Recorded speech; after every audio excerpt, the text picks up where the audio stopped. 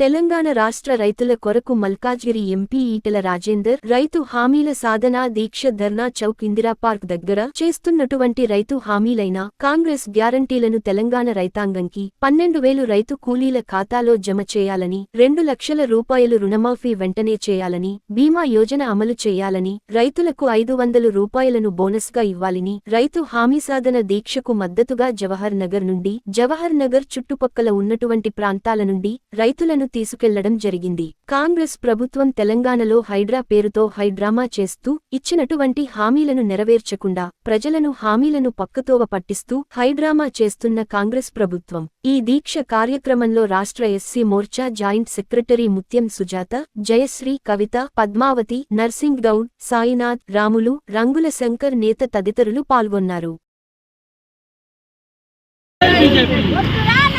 కాంగ్రెస్ పాలన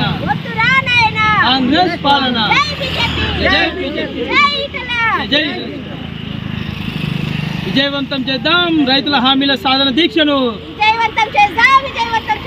విజయవంతం చేద్దాం. రైతుల సాధన హామీల దీక్షను నమస్కారం.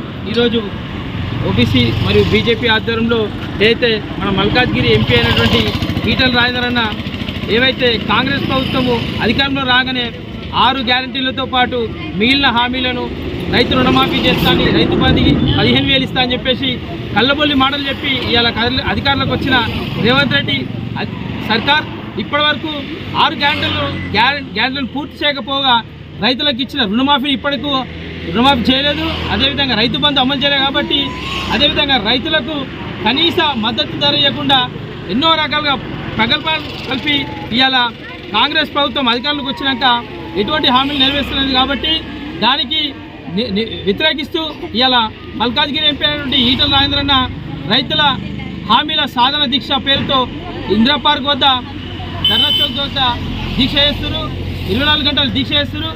ఆ దీక్షకు మద్దతుగా మా వంతుగా మేము జవహర్ నుంచి వెళ్ళడం జరుగుతుంది.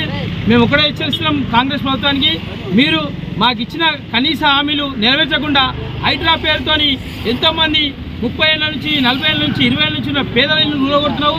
అది కూలగొట్టే ముందు వాళ్ళకు సరైన న్యాయం చేసి వాళ్ళకి డబుల్ బెడ్రూమ్ కేటాయించి లేదా వాళ్ళ ఇళ్ల స్థలాలు కేటాయించి హైడ్రా పని పూర్తి చేయాలని కోరుకుంటున్నాం.